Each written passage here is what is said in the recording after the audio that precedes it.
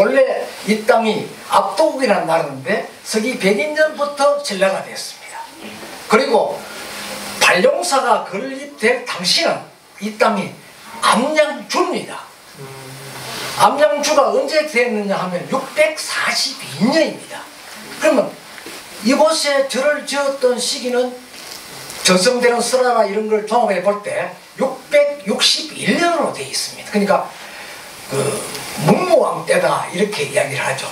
그러니까 그 앞에 이제 태종무영왕이 걸쳐져 있는데 이곳은 역사적으로 어떤 일을 했느냐 하면은 이미 이 지역의 지형지세라든지 주변에 인접해 있는 여러 지역들을 미루어 봤을 때 백제와 전투 시에는 중요한 군사 요충지였습니다.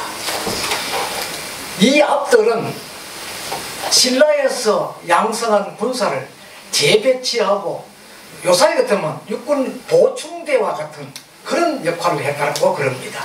그래서 암양주에서 세계 훈련장을 만들어서 군사를 백제로 보낼 때 이곳에 집결시켜서 보냈다. 이제 그것은 아까 바른다 주의선님도 이야기를 잠깐 했습니다만 이곳이 지명 유래가 그렇습니다. 이 앞에 내려가는 곳이 바로 용천인데 용용자 내천자입니다. 용이 뇌물처럼 흘러간다.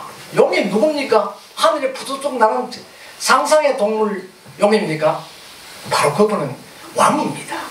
왕이 군사를 직접 전투지휘가 내렸다면 문무대왕입니다. 그분이 군사를 이끌고 쭉 내려가는데 이곳이 물 따라 내려가면 소천이라는 지명이 있습니다. 그 소천은 적을 쏟자고 군사가 이것뿐이냐? 아니다. 그럼 어디 있느냐? 동쪽으로 올라가거라. 그것이 바로 동곡입니다. 동력동자 계곡곡자. 동가가 올라가면 어디 있느냐? 큰 군사가 있다. 어디? 신라 본토에서 올라온 정예군들이 있다 해서 그 지명이 대천입니다. 그래서 일부 김유신 장군과 문무왕이 군사를 이끌고 이쪽에 군사를 인수해 가고 거기에 참여했던 장수들을 위로하기 위해서 직접 김유신과 문무왕이 내려왔을 가능성이 높다. 그렇게 해서 이 곡의 지명이 왕제입니다. 이 왕제라는 것은 임금 왕자에 매산이 붙어서 옆에 볼견자가 있는 고개라는 뜻입니다. 고개 현자를 해서 왕현이다. 경상에도 남성현 이런 현이 많죠. 전부 그 전투와 관계가 있습니다. 그래서 암양주에서는 세계의 훈련장을 논산 훈련장과 같은 세계의 훈련장을 만들어서 군사를 훈련해서 계속 군의를 갖다 대었다. 그렇다면 암양주에 거주했던 젊은 청장년들은 없다는 것입니다. 다 죽어버리는 거야. 그렇게 돌아가신 분들을 추선공양을 지금까지 했느냐? 안 했습니다. 원래도 저희들이 안락하다가 저 몇몇이 뜻을 모아 하는데 안락하다가 조엘 시장님께 어문을 좀 부탁하려고 우리 선웅선님하고 저하고 몇몇이 떠지는 사람 10명이 모여서 각자 얼마서 조금 재수비를 부담해가지고 제의를 올렸습니다. 아직까지 우리 시장님께서 현장에 한번 와보시라고 현수막을 그대로 붙여놨습니다.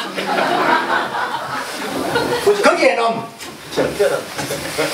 서기 642년에 선덕여왕에 의해서 500년 동안 압도국이 멸망하고 아무런 지명이 없었습니다. 없었는데 선덕여왕이 왜 이곳을 암양주로 명명했느냐 하면은 신라의 가장 관문성이고 큰 성인 대야성을 어제왕 2년에 백제에 의해서 함락이 되었습니다. 여러가지 삼국사의 기록 보면 여러가지 원인이 있습니다만 어쨌든 백제에 의해서 빼앗기고 나니까 거기에 희생당하는 사람이 누구냐? 김춘추의 사위가 김풍석이고 딸이 고타소입니다. 그러니까 딸과 사위가 전부 죽어버렸거든. 그러니까 그 원한을 갚아달라고 김춘추가 목숨을 걸고 왕에게 요청을 했고 자기가 고을에 가서 병사를 원군을 받아오겠다 그랬는데 자칫하면 죽을 뻔했습니다. 그런 기록이 있는데 중요한 것은 암양주의 청장년들이 스스로 나섰다는 것입니다. 그래서 그 병사들이 나가서 모두 대야성을 탈환을 했습니다. 668년경에 대야성을 탈환했는데 그 탈환하면서 모두 아마 전사하지 않았나. 그렇다면 경산의 모태인 암양주 지역인 이 땅을 우리가 그냥 방관해서는 되지 않는다 하는 것이 우리 뜻있는 향토사를 공부하는 사람들 깊은 뜻입니다. 우리 조시장님께서 꼭 하면 제 말씀을 믿어주십시오. 예. 그래서 오늘 해 스님도 그 같은 딱한 사정을 알거든요. 그 암양의 청장년도 여기 다 왔거든. 그런데 왜 원효는 왜 여기 왔느냐? 이유가 있습니다. 빨리 전쟁을 안 끝나면 신라의 젊은이들을 심하려고 했거든. 그래서 빨리 전쟁을 끝나도록 하려고 하면은 전쟁이 신라가 성기를 하지 않으면 안 된다는 것입니다. 그래서 자기가 나서서 자기의 모든 기략을 동원해서 군사 자문을 했다. 그 군사 자문의 기록은요, 김춘추 공전에 보면, 삼국 유서에 보면은 소상히 기록이 되어 있습니다. 그래서 여기 원효 성사가 군사 자문을 했고, 뭐 이 일대에 전성되는 설화는 설총 선생도 어릴 때 여기서 수학을 했다 이렇게 하거든요. 설총 선생의 모우가 요석 공주입니다. 정말 인물이 이뻤답니다. 그러나 그분은 신라에 의해서 어쩌면 희생당했던 그런 인물입니다. 그래서 그분도 원한이 있다는 것이죠.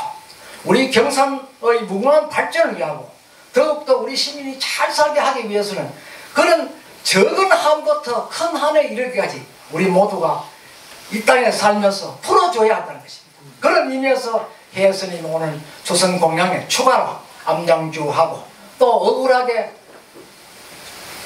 잠잘락 하다가 느닷없이 어저께 나오는 낮과 무자비하게 도발을 했던 그런 그 상대 누구라 이야기하고 싶지도 않습니다. 그렇게 희생을 시켰던 그 현장에서 아래 해 스님이 그 기도를 하는 거 보고 제가 가까이 카메라를 내 찍었습니다. 왜? 해 스님의 눈물이 입으로 다 들어가거든요. 눈물을 삼키면서 이야기를 하더라고요. 그래서 하하, 얘는 정말 한이 있는 곳이기 때문에 해 스님과 같은 이 큰 스님이 그걸 모르고 거기서 발언하고 기도하는 건 아니거든요. 그래서 뭔가 경산 시민도 이제 바뀌어져서 문화를 좋아하는 우리 경산 시장님의 뜻을 받들이 안 되겠나 하는 그런 생각을 하면서 여러분들이 박수를 하면 더 저는 감사합니다.